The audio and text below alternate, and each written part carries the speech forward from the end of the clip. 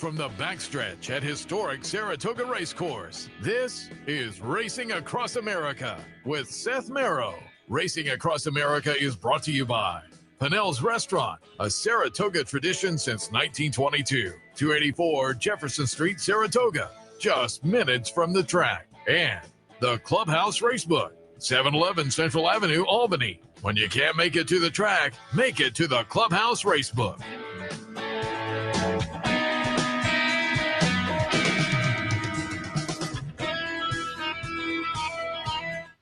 Good morning and welcome to Racing Across America on this Friday morning. Seth Merrow live from our Clare Court location as we are winding down. Just a few days left, but rain has stopped here. It was raining earlier. The latest report was about an hour ago, still on the turf. And, you know, as we're coming into the end of the meet, and last night when I left, the sprinklers were rolling. So clearly the courses could use some water. I would expect to stay on if it stays like this. As I say, the rain has ended up here. The weekend looking very good. So 4 more days. If you haven't been up yet, put it on your agenda. And we're looking forward to a good Friday show here. Oh, I'll remind you again, programming note with early post times coming up over the next 3 days. We're going to be a bit early as well. Saturday and Monday, the post time up here is 12:05. Saturday and Monday, 12:05 post time. That means we will start at 8:30. So tomorrow and Monday, 8:30 for us. A little earlier on Sunday, 11:20 post time. We'll start things at 8 a.m. on Sunday. So make that programming note. But our regular time today, and we have a nice show lined up. Harold Lerner will join us a little bit later.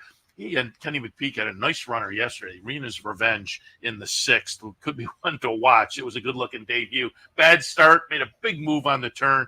Went down to the winner's circle after that and asked Harold to join us.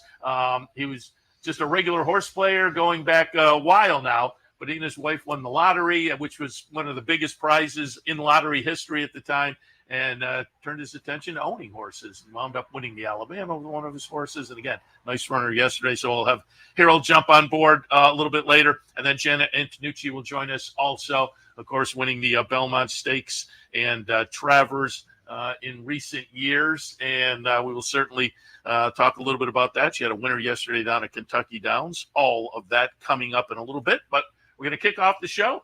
It's our friend Brien Bouyea from the National Museum of Racing and Hall of Fame, communications director, has a book coming out that I wanted him to talk a little bit about. Maybe we'll get an update on what's coming up the fall over at the museum. Good morning. Good morning, Seth. How are you? Very good. Happy to have you on board. Thank you. You and I were talking. It's been a fun meet, certainly so far. Some great racing. I've seen you over on the front side plenty of times.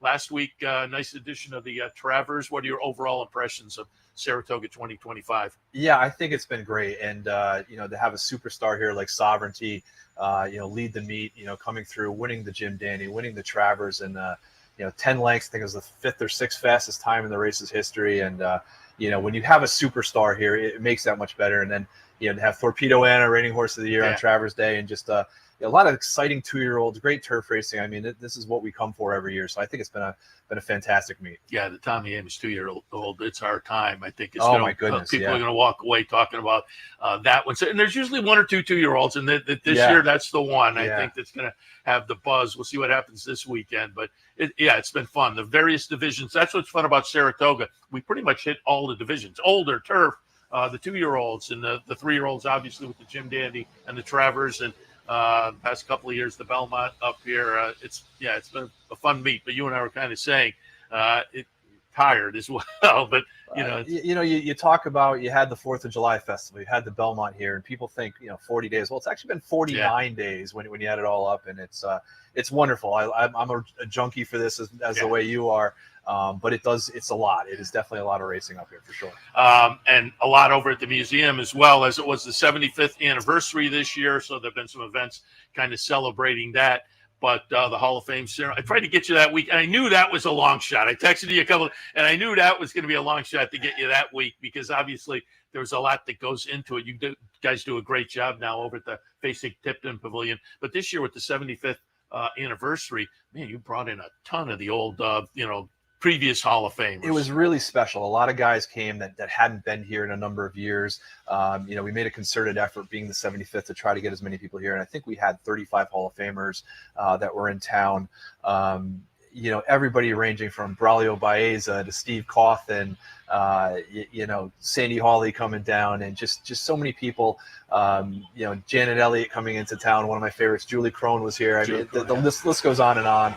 And obviously all the guys that are here during the meet. But to have that many people come to the ceremony, we usually get 15 to 18 of them that come. It's tough to get to Saratoga in the summer, the travel, the cost of everything to get here. But we had some sponsors and some underwriting this year that really helped us out, and we partnered with the Brookmere, the resort, and these guys got to stay in great conditions, and it was a great weekend. It was a lot of fun.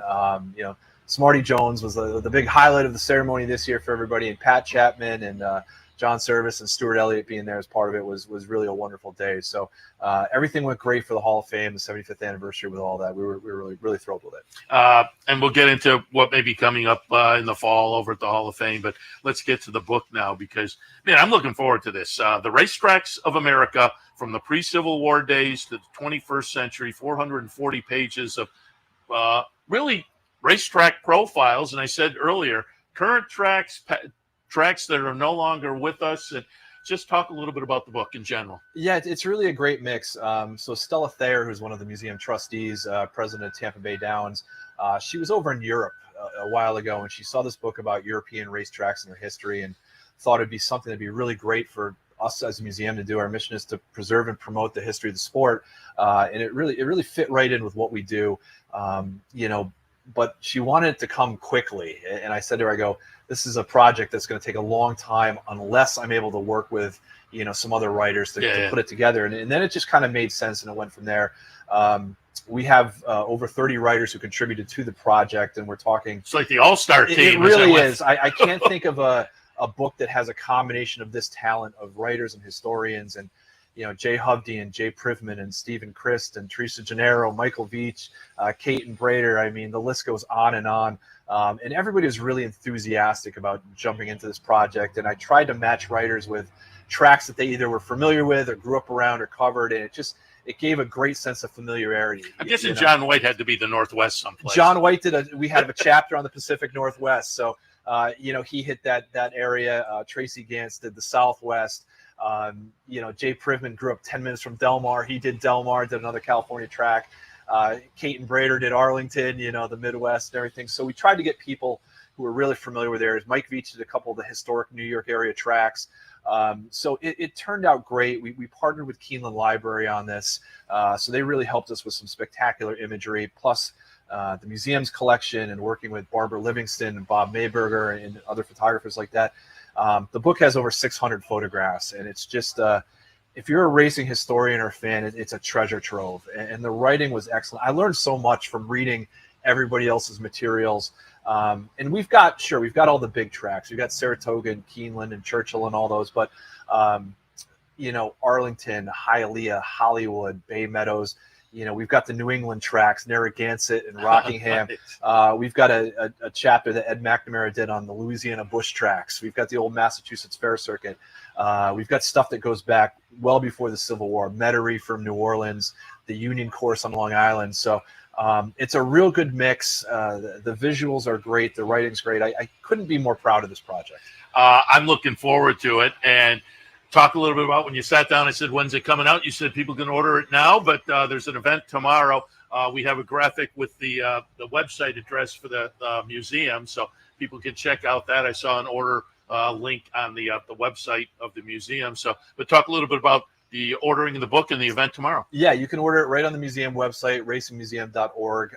Keeneland Library is going to have it as well. There's going to be a few other places. Some of the tracks are interested in getting some copies. So it's going to be distributed throughout the industry, some of the shops in town. But we are going to have an event Saturday morning as part of our Saturday morning social. That's always free admission from 9 to 11. We've got a lot of fun kids activities as well tomorrow, but we're going to have a few of the contributors come in. So 9 to 11 tomorrow morning at the museum. If you want to get your signed copy, I'll be there. Mike Veach will be there. Teresa Gennaro is coming over. Dave Grenning, who wrote Aqueduct. Mary Eddy, who works for Naira, wrote a couple pieces. So I'm hoping we'll get a couple others that'll come in too. So you get a chance to meet some of the contributors. We're going to have an event in October at Keeneland. We've got some other things planned. But if you want to be first in line to get it tomorrow morning at the museum, 9 a.m. Excellent. I'm looking forward to reading it because the whole concept just to me sounds like a lot of fun. And yet, as I say, there's a paragraph of the list of writers. We didn't mention Michael Blowen, Sean Clancy among the writers in there. You mentioned Stephen Christensen, Bob Ehalt. It's just an incredible list of writers. Bill Heller, of course, in the mix as well. I'm looking forward to it. And you kind of alluded to it. As you went through as the editor and read some of these, you find any surprises about some of these tracks? Yeah, just a lot of little details. I mean, I'm a historian and I love all this stuff, but a couple of the Florida tracks, Tropical Park and Calder, just some of the details about that. Tropical Park was kind of the stage where they had the first synthetic turf in the country. I didn't know about that. Some of the early Kentucky Downs is profiled. It was originally called Dueling Grounds, and I learned about the history of that. It was called Dueling Grounds because they used to have pistol duels in the area and everything on a farm. It's so just kind of fun stuff like that. Metairie Race Course in New Orleans. It was the grand track before the Civil War.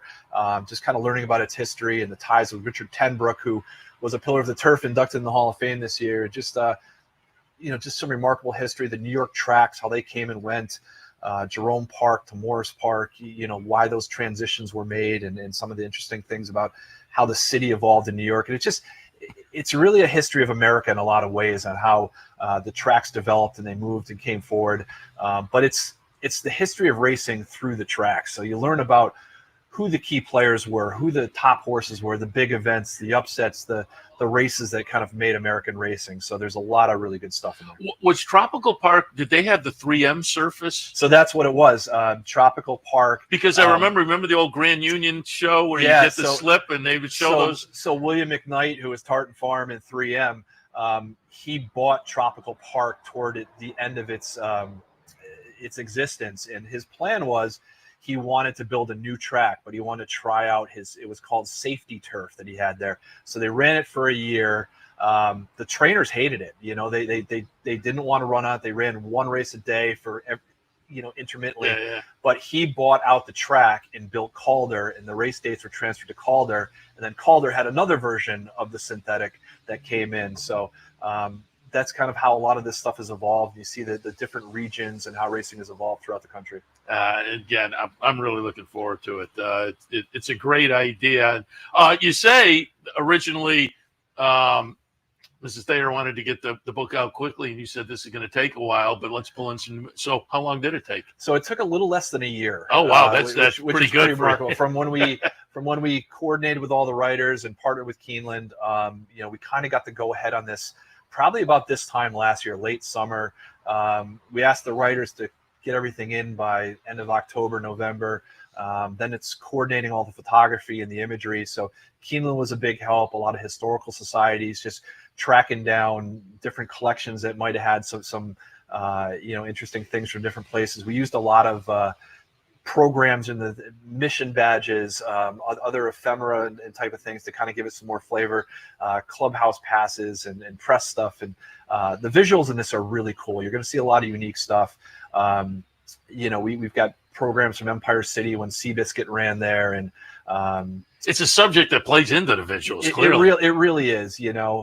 Paddock passes and season passes and things like that kind of just show. And if you look at just like some of the badges for Hialeah, they've got the flamingos right on the badge, and they've got the pink script and everything, and it goes into the flavor of what makes kind of all these tracks unique. And so we got all that together. We worked with a great local designer, Chris Mangini, who's done a lot of work for the museum before. And it just came together, and, that's what we worked on throughout the winter and the spring. And, Jay Hovde and Nicole Russo served as editors on the project to kind of, make sure I'm not the only set of eyes on this and everything. So we had a really good team working on this. Again, absolutely. The list of writers. I didn't recognize what track is on the cover.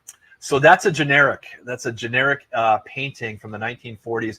It's actually a Lee Townsend painting that is in the museum's collection. It's on display. Cool. We thought about this, and we thought, you could put the twin spires of Churchill or, Saratoga or Del Mar or something, but we wanted this to be, something that, they're favoring one track over another, that's a good something idea. like that. Yeah. So this was a really cool painting. It was a track, it just listed as an untitled racetrack scene from the 1940s by Lee Townsend, who was a real famous artist. We've got 3 or 4 of his paintings in the museum. And I just looked at it. I thought it's kind of got that classic vibe to it. Yeah, A big crowd. You see the grandstand, the people kind of milling around at the track. I just thought it was a really good fit for it. Yeah, and that's a good idea. It's just a generic, so you're not kind of favoring one or the other because it's a project that kind of deserves. It's universal. We wanted something that wasn't just specified to one track or one region. So again, books coming out. The event tomorrow. You can go over and get an autographed copy. You can visit the website, and again, there are links on there to order the book. So wish you a lot of good luck going forward. Again, I think it's a brilliant project, and I'm really looking forward to it. But Brien, before we let you go, I pulled up some footage, just some generic footage across the street at the museum. Don't forget, if you've never been there, it's right across the street from the track. So talk a little bit about the summer season and what might be coming up in the fall if people are interested in visiting the museum. Yeah, through the last few days of the meet, we are open every day, 9 a.m. to 5 p.m. Once racing season is over, our schedule shifts a little bit. We're closed Mondays and Tuesdays, so we'll be open Wednesday through Sunday, 10 to 4. And we're still doing tours of the Oklahoma if you want to come over and see it. We have a lot of special stuff going on this fall. We're going to have an event schedule that we're finalizing for the fall and winter coming up. But we're year round. We still we had a lot of stuff this summer. We did farm tours, a lot of the local area thoroughbred farms. We had Tom Durkin doing tours at the museum. Angel Cordero, Ramon Dominguez did some specialty tours. Our exhibits were really cool this year. Charlotte Weber, who's the chair of the museum, we've got an exhibit through the eyes and life of Charlotte C. Weber. She's a tremendous art collector on top of everything else that she does in breeding and racing. And that exhibit is open, and I advise you to check it out if you hadn't seen it. We have an exhibit that we partnered with Keeneland on about the legacy of black horsemen in Kentucky and kind of their role in the sport. We're always constantly working on the new exhibits and everything evolving. Our photo finish exhibition will open right around Breeders' Cup, and that's photographers from around the country, amateur and professional, that submit stuff. So that's always a very popular exhibit. That'll open right around Breeders' Cup time. And then we're in our cycle again, kind of preparing for our next year's exhibits, our next Hall of Fame voting cycle, and everything else that's going on. So, while it stops here for the racing in Saratoga, we've got a lot going on, a lot of events that will always be happening. I'll tell people, because I've visited, February is the countdown to the Triple Crown. That's the fundraiser you guys have on your calendar. It's early, but we try to have something, so you don't have any of those kind of long periods where nothing's going on, and have something like that in February. And then you're right into the Triple Crown, and we're doing our handicapping panels. And this year we had events for the Derby, the Preakness, and the Belmont. The Preakness having their 150th running, and the Belmont being in town. So we're year round. We got a lot of stuff going on that, if it's actually a good time to stop in the off season. It's a little less hectic. Gives you a reason to come up to Saratoga. Exactly. Again. And, we'll have some other fall activities that we're going to announce soon. And, always a lot of good family programming at the museum. Very good. And, you guys do a great job, and you can keep up with all the events if you visit the website itself. And again, highly recommended if you've never visited. As you saw, the upgrade in the Hall of Fame room itself with the video screens now for the Hall of Fame, where you can pull up their races. And for folks who are still racing, everything's up to date, obviously, because it's now technology as opposed to just the brass plaque. And it's a beautiful thing. I mean, that's one of the greatest parts of that upgrade is before, I always use the example of Mike Smith. He got into the Hall of Fame, and before, those are the achievements that got him in. But people would see that plaque for a number of years, and they wouldn't see anything about Zenyatta on there. They wouldn't see that he won the Triple Crown with Justify. Now, we have these big events. I can go into the content management system, Bill Mott wins the Belmont Stakes on a Saturday. Sunday morning, that's reflected in there. And we're always being able to update the videos and the multimedia content. So you can spend days in that Hall of Fame section playing videos and learning about the different inductees. So it's a lot of great content. It was a great upgrade, and the film there is always a lot of fun. Worth a visit. And again, it's right across the street from the racetrack. Brien, again, been trying to get you the whole season because we knew the book was coming up. We wanted to talk about that, so I'm glad we got the chance. Perfect timing, too, with the event across the street tomorrow. Mark that on your calendar as well if you're coming up for a Saturday of action. But we appreciate your visit. Good luck with the book, and we'll talk again. Appreciate it. Thanks, Seth. All right, we'll take a break. When we come back, Harold Lerner and Kenny McPeak in the green room. They'll be with us in a couple. Stay tuned.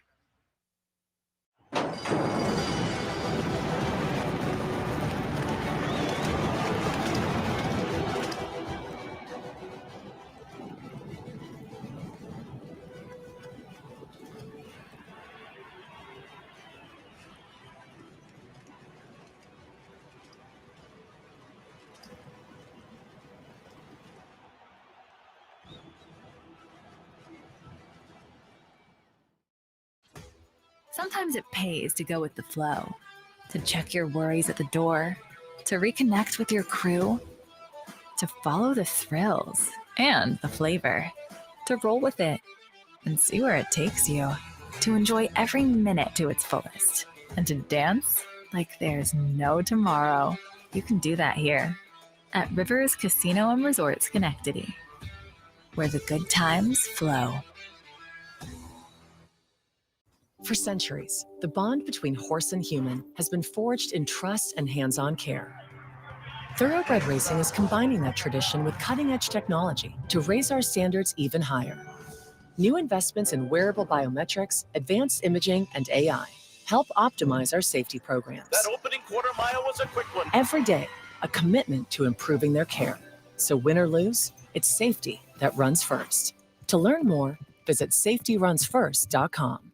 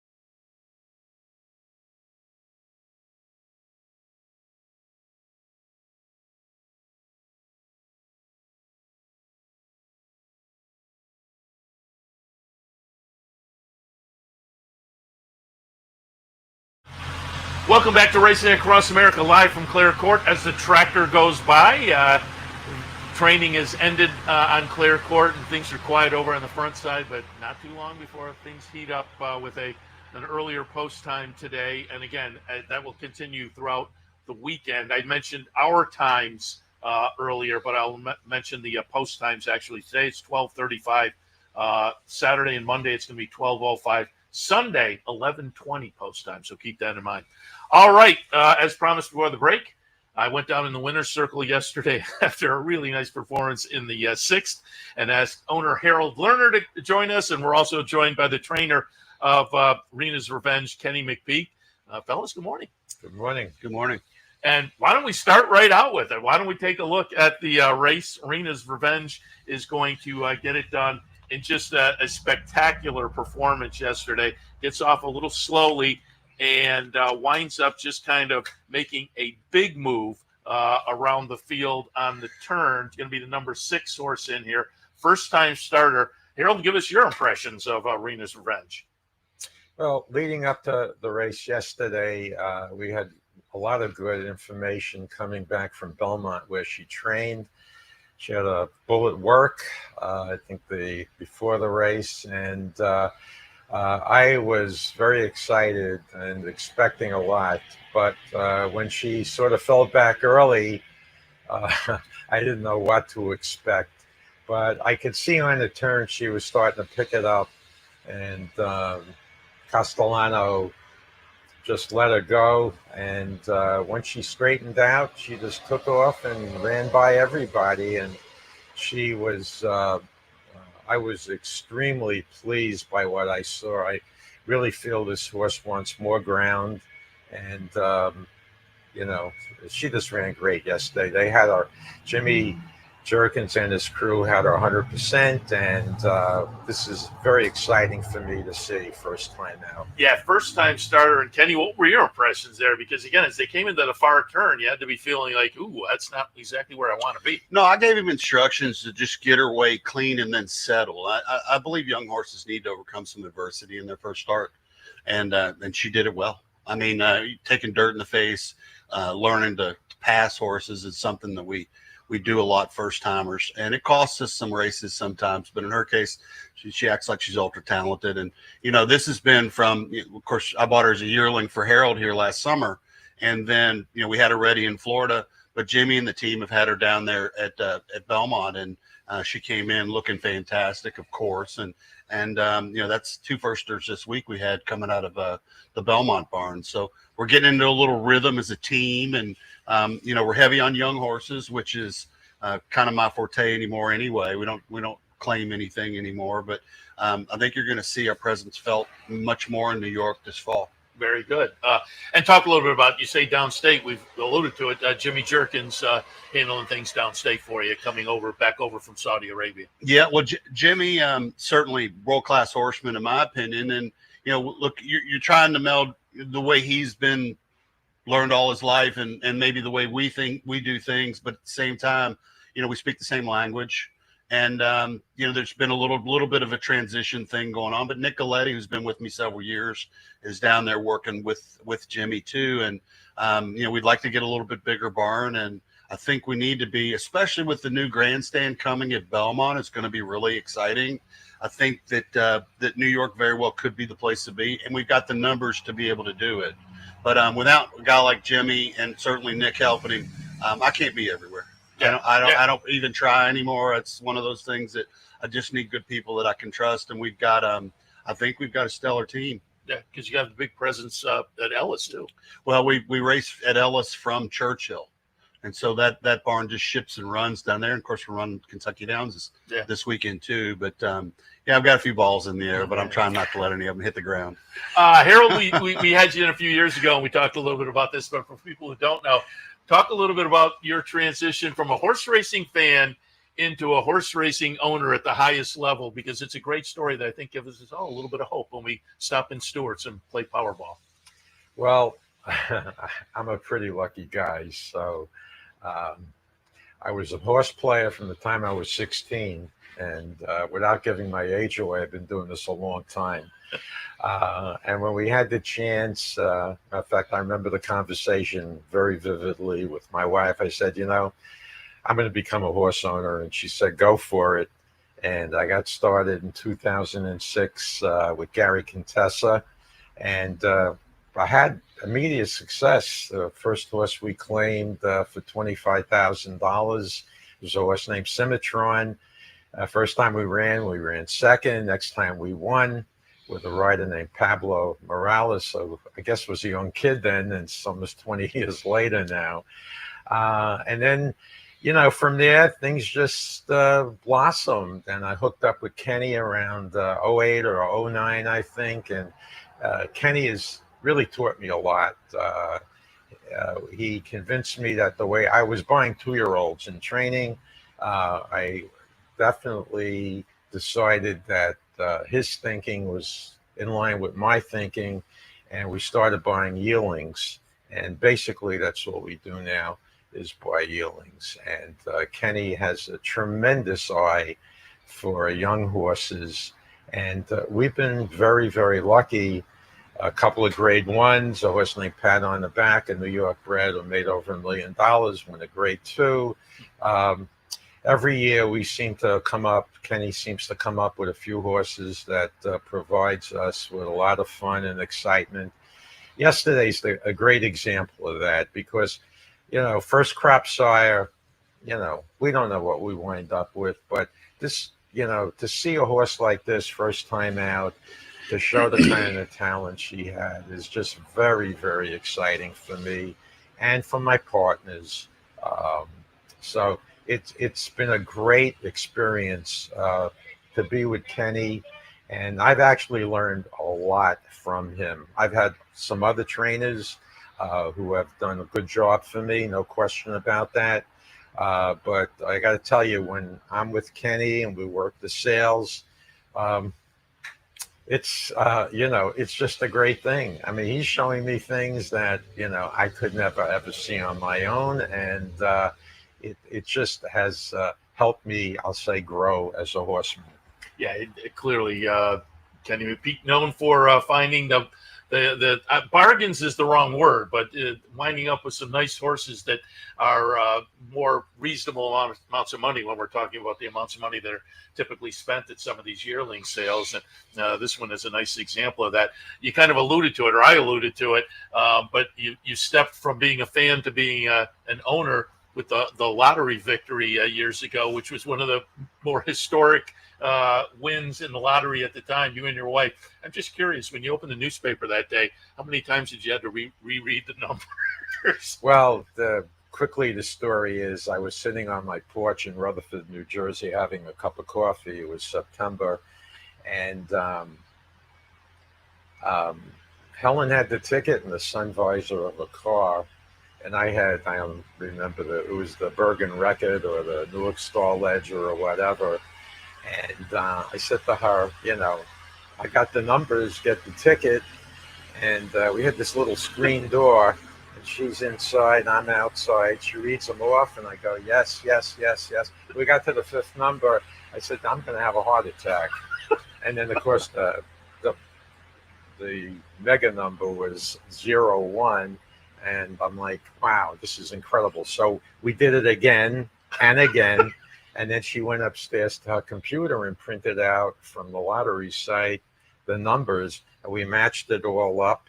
And, we just couldn't believe it. And, what we went through in the next week or two was nobody can ever go through in their life. It was just unbelievable. And, first of all, we had people come out of the woodwork who we hadn't seen in God knows how long, but friends and family and, hey, I was a poor boy from Brooklyn. She was a poor girl from South Jersey. We were both doing okay. But at the end of the day, it was just a mind-boggling event. And, I think the good part for us is that we were very grounded, and we had I'll say a game plan to try to stay that way. We could have done some things. I mean, I'm not a boat person or this person or that person.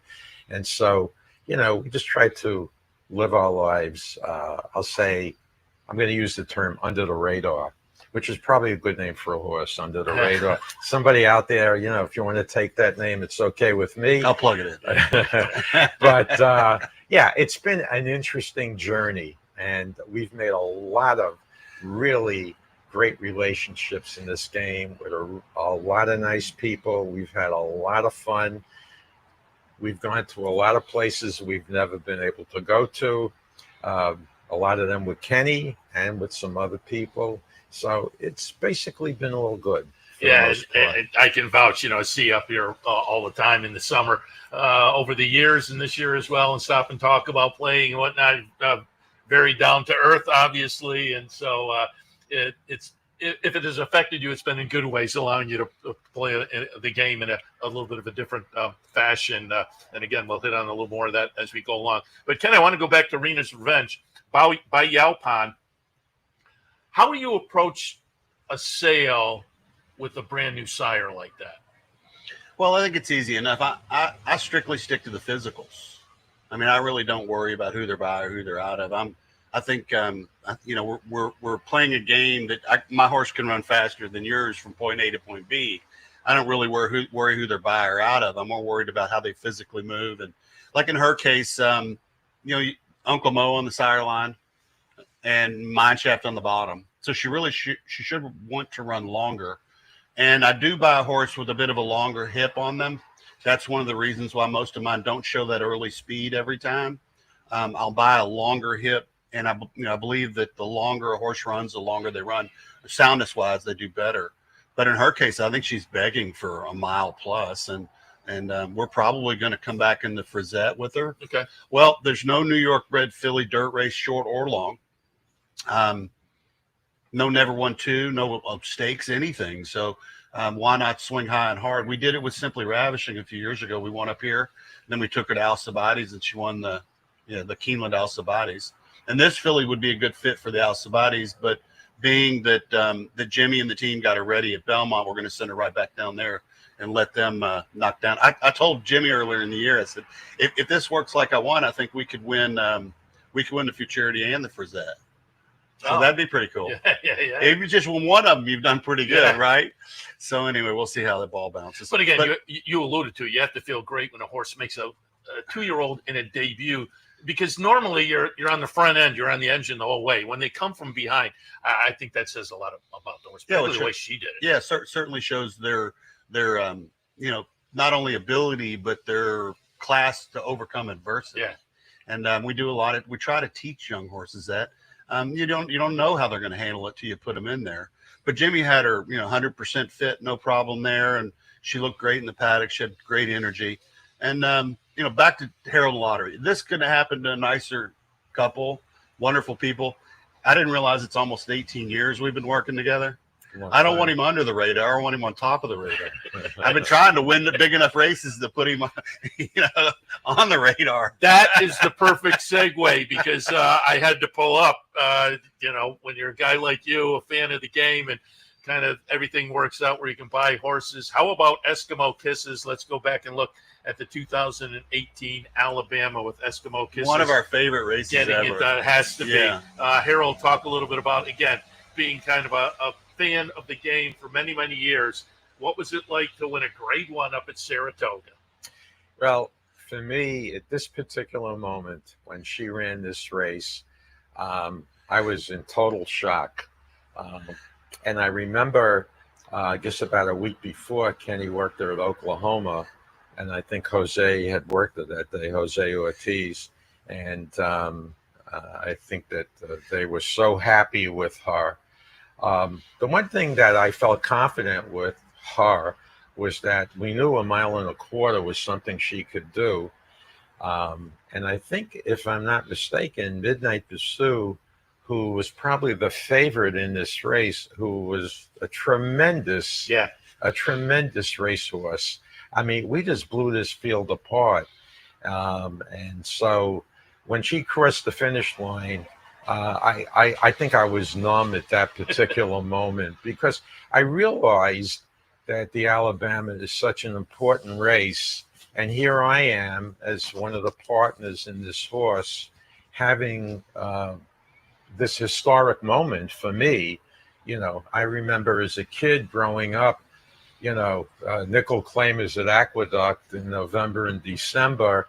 And I've seen a lot of great horses run in my life. I saw Secretariat break his maiden, and I thought to myself, wow, this is a really nice horse. I mean, I kind of knew that in a sense. Yeah.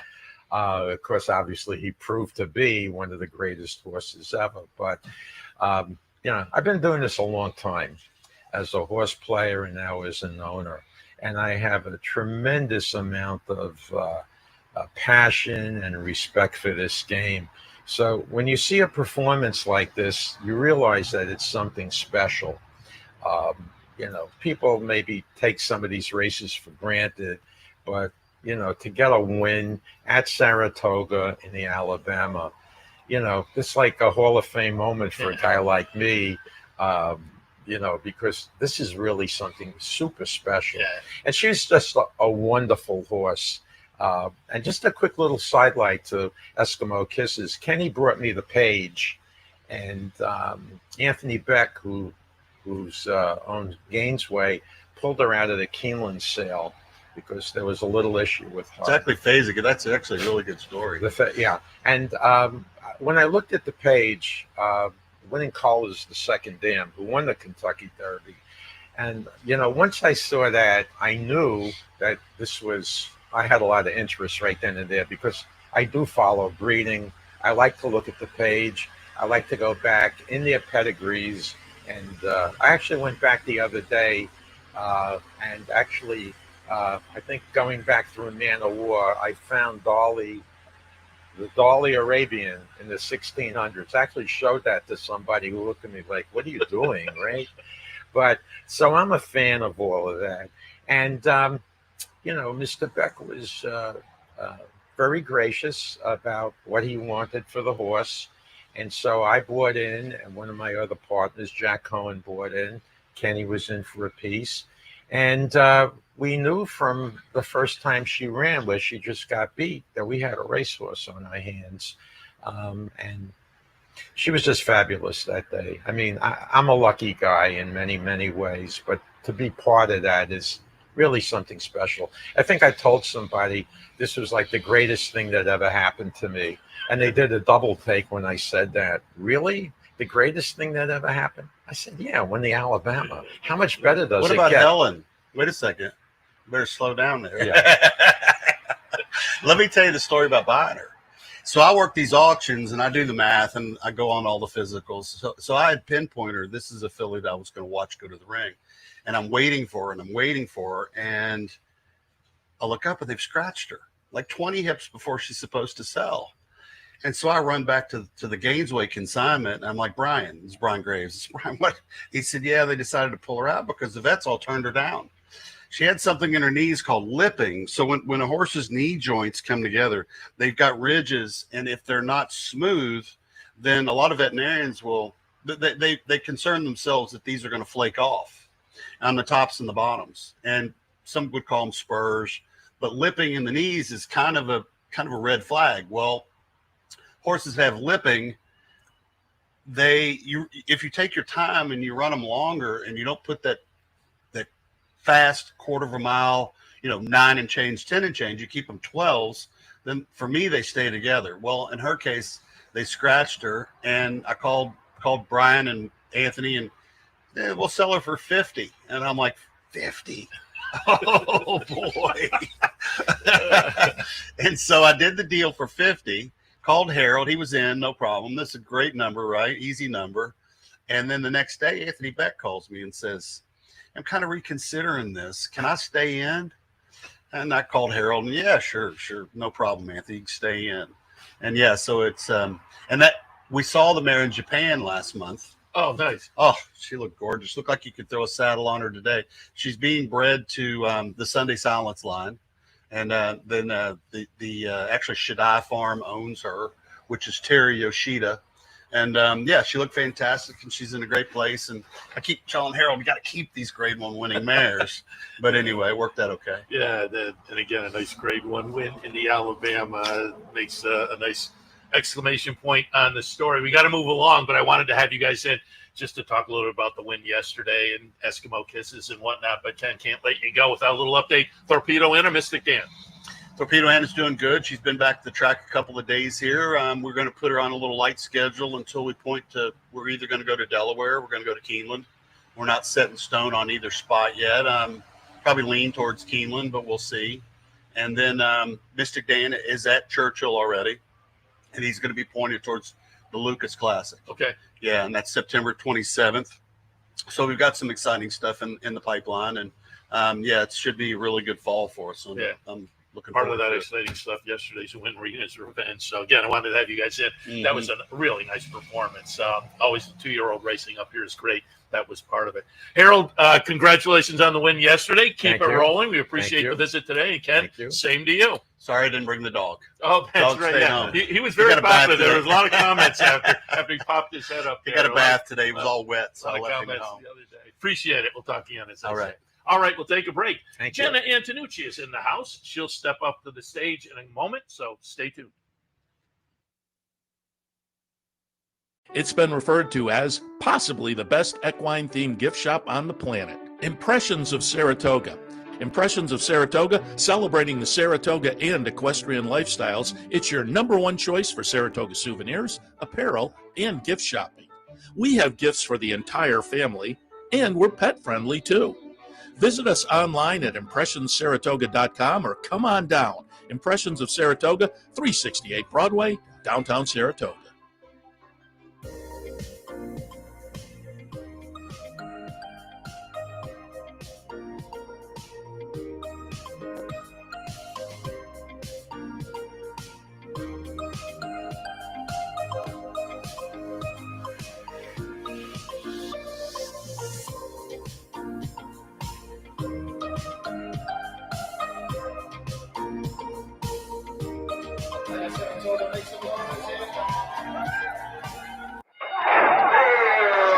Why just watch the races when you can be in the middle of the action? For nearly 20 years, Bonaventure Stables' share-based ownership program has made thoroughbred ownership affordable for the everyday fan. Ownerships of 5 and 10% are now available on a nice selection of horses. As a partial owner with Bonaventure Stables, you'll enjoy all the benefits afforded every owner. Visit with your horse in the private stable area. Greet the trainers and jockeys in the paddock. And when your horse wins, savor the moment in the winner's circle at Saratoga, Belmont, Aqueduct, or wherever you bring home the prize. Based in historic Saratoga Springs, Bonaventure Stables has been training winners and creating memories since 2005. Learn more, see available horses, and meet our team at bonaventurestables.com.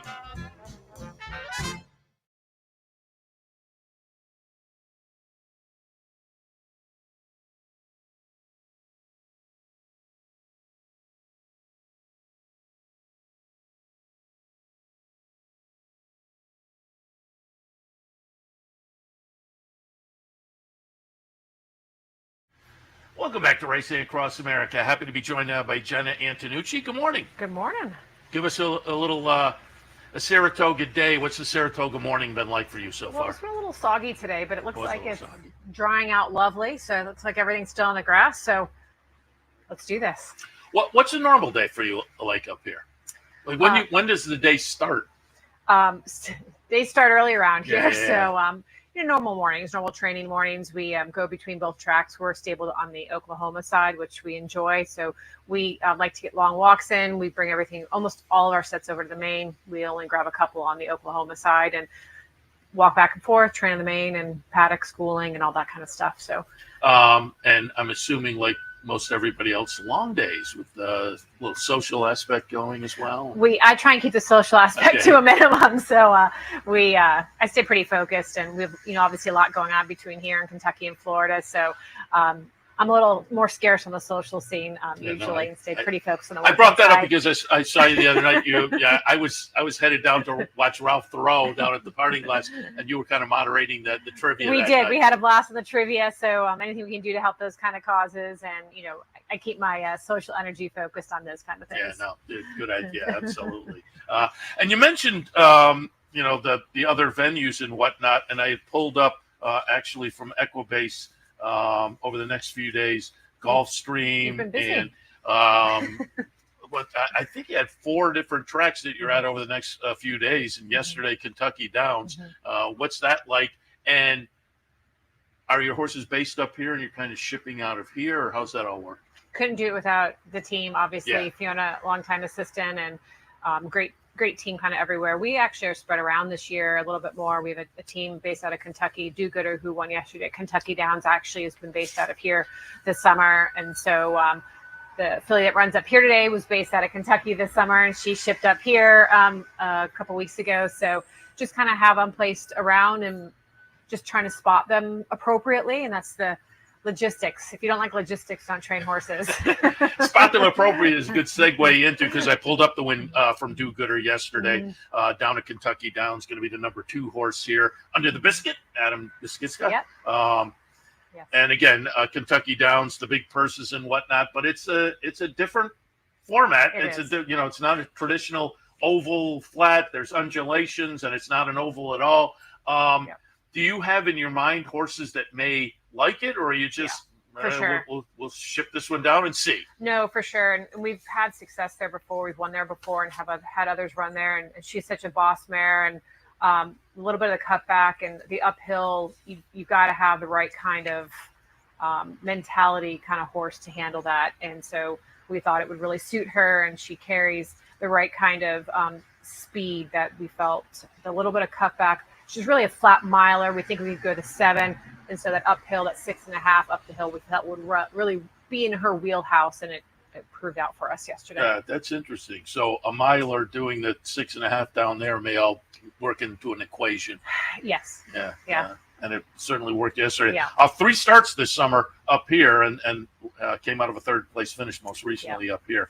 And as you say, it's been based up She likes the firm going, and it was firm down there. Her stake try up here, unfortunately, we had a yielding turf that day, and she just likes it to be a little bit more of a firm going. So worked out. Yeah, very good. And let's talk about the runner today. Her half-sister. Oh, really? Look at that. Oh, wow. Come on. How did you miss that? That's not like you. No, that's why I have you here. That's why I have you here to bring that up. New Rome goes in the perfect sting this afternoon, race number 11. And we're going to take a look at the Ellis Park win back on August 4th. See who was on her?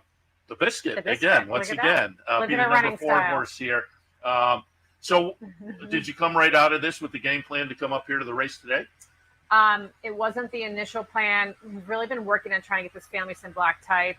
It's just a really cool, honest family. I'm just so fortunate to train for their owner. And that filly is on. She's a Kentucky bred, but not Kentucky certified. So she doesn't get to run for all the money down there because the sire. How does that work? Because the sire was not a Kentucky certified sire. So trying to be wise about placement. And so we brought her up here so she has the opportunity. We're just, again, trying to get some black type on the family. I get to train 3 of the siblings out of that family, do-gooder, math tutor, and New Rome. So we're trying to place them smartly and get some productivity going in the family. Won that race that we just saw and won it convincingly at 5-2. Yes. Were you a little shocked? I was coming off a win like that, 30-1 on the morning line. I have opinions on morning lines, and I'm not sure this time slot can be filtered appropriately. So it's an opinion, and I respect it's an opinion.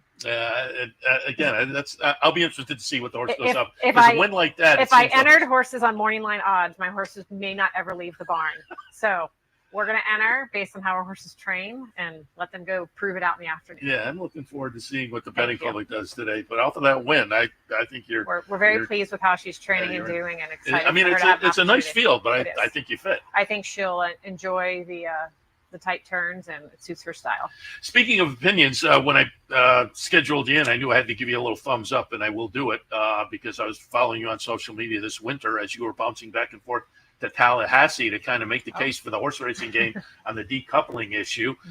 You had the phone set on the dashboard, and there was a lot of commenting. And I give you a lot of credit. The first hearing up there, it was like you and one other person. It's like, where are the folks representing the industry? But I give you credit for showing up and kind of voicing the voice of the horse racing industry. And just fingers crossed that things work out down there. Thank you.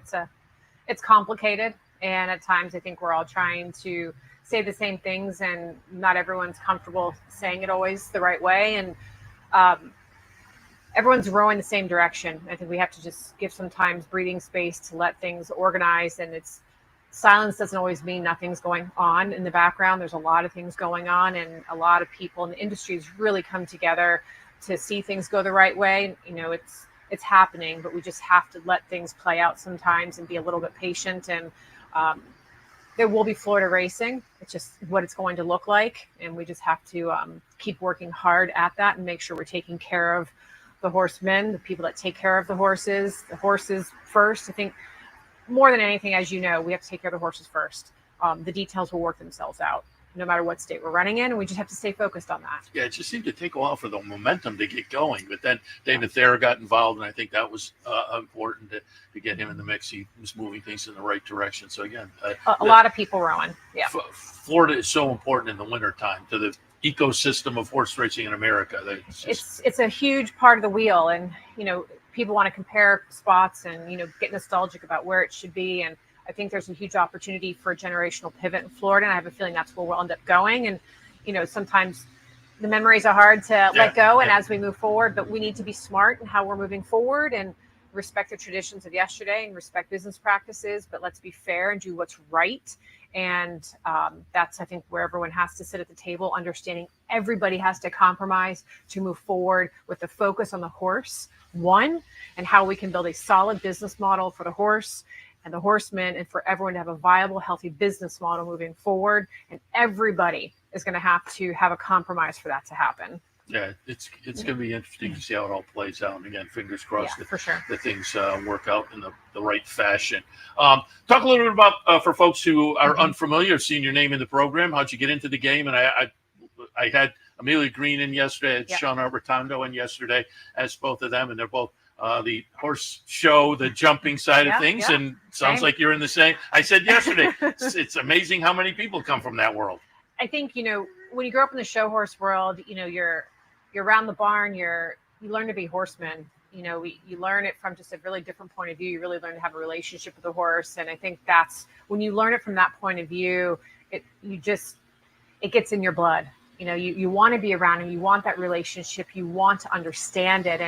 And when you come about it from that point of view, it just becomes part of your life. And we're so blessed to have the relationship with him. And it's really a privilege to do what we do. And so, I did grow up that way. I grew up doing hunters, jumpers, and show horses, and retrained a lot of thoroughbreds to be show horses because that was the thing back then. And it just transitioned very organically for me. And I was really more curious. I've always been a very curious person about everything. And I was more curious of how do these racehorses get made? Because when I was retraining them, they were coming out of these careers. And it was that curiosity that led me down the journey of becoming a racing trainer. And you spent some time working with Wayne Lucas, correct? I was very blessed on the farm side to go through that program of how they started and developed thoroughbreds that were going to his program. And so learning their level of expertise and what was expected before these young horses would go into his racing program at the track. And so having that exposure of the level of expertise that was expected and how and what and every I and T that was dotted and crossed. And it, was very similar to what I was dealing with on the training side of the show horse world. And so for me, it was very organic and very natural. Went to your website yesterday, and so I wanted to give you a chance to talk a little bit about up in Ocala, Horseology, explain the concept there and what you're doing with your farm your training facility up in Ocala. We do a lot for other trainers, which is people go, how come? But my business partner, Katie Miranda, and I do a lot for a lot of layups, rehabs, and starting young horses for other trainers as well. Obviously, the stuff that we get to do that goes into our racing stable as well. And we also have a nonprofit side, Horseology Encore, that we transition, retire a lot of thoroughbreds as well. So we get to play with these kiddos from conception to retirement in Ocala. And it's such an honor and a blessing to be able to do all of that. And again, we just flashed up the website address. It's easy to remember, JenaAntonucci.com. But you can read about horseology. There's some pin hooking. We do all of it. We're just really trying to educate and make it very easy for people to understand and get involved, and just make it approachable for people to ask the questions. I think, as you probably hear all the time, just how do we ask or how do we get involved? It's very intimidating. It's a big sport. They don't want to feel stupid for questions, or how do we ask that, or who do we ask? It's a dumb question. And so no dumb question. The dumb question is the one you don't ask. So we just try and make it relatable. People can visit the website for more info there.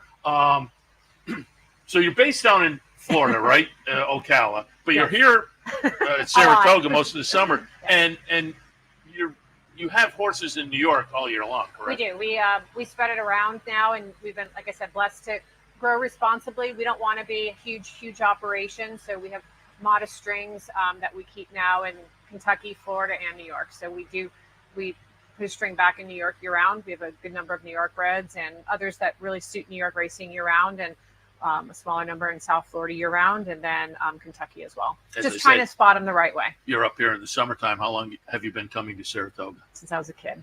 It's a second home. It's just, Saratoga's been good to me.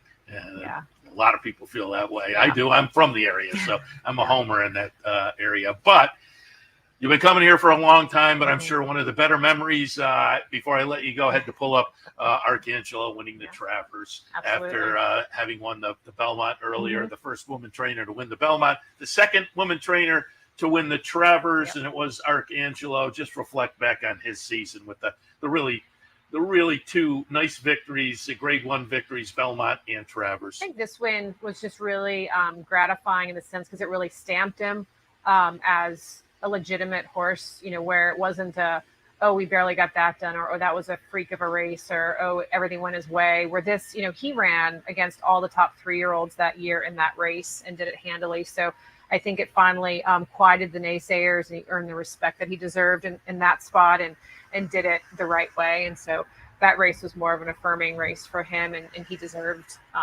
that finally. And he had to carry the burden of having me as his trainer. If he was in anybody else's barn, he wouldn't have had to carry that burden. And so I think for him, he deserved to have that win, and that he was a quality horse and still is, and he's making really nice babies too. Well, I'll tip my cap to you as the trainer, because it was a layoff from the Belmont to the Travers. So usually there's something in between the Jim Dandy or the Haskell, maybe. I've heard that once or twice. They mentioned that a little. To do it off the layoff and to do it in that fashion, that was a nice training job. Thank you. I appreciate it. Again, a great season as well. All right, we'll wrap it up, but I wanted to get you in here to talk a little bit about just training in general in Saratoga, and again, being at the various venues around the country. And congratulations yesterday on the victory out in Kentucky Downs. Some big money there. And good luck this afternoon in the Perfect Sting and with the rest of your horses up here at Saratoga over the next few days. Try and keep it going. All right. We'll take a break. They're about to, we'll wrap it up, actually. They're about to kick things off the pregame at Naira, so we'll get you to that. Don't forget, tomorrow morning, again, programming note, we're on at 8:30. There's a 12:05 post time tomorrow here, so we're on at 8:30 with the handicapper support. 9:30, Racing Across America. We'll see you then. You've been watching Racing Across America. Racing Across America has been brought to you by Pinnell's Restaurant, a Saratoga tradition since 1922. 284 Jefferson Street, Saratoga, just minutes from the track. And the Clubhouse Racebook, 711 Central Avenue, Albany. When you can't make it to the track, make it to the Clubhouse Racebook.